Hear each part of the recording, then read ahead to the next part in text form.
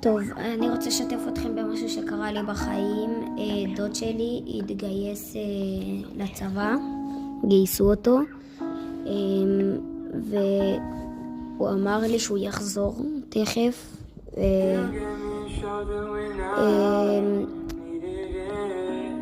אני לא יודע איך להגיד את זה, אבל הוא נפטר מהערבים שהם נכנסו לחמאס, כאילו לעזה. ואני מאוד פחדתי מזה, כי תמיד היו לנו מלחמות, אבל הוא אמר לי לא לפחד ושהוא יחזור, אז אני מאוד מקווה שלא תצחקו מהדבר הזה, ושכל בני המשפחה שלכם יחזרו בשלום, שכולם יחזרו בשלום, ואני מקווה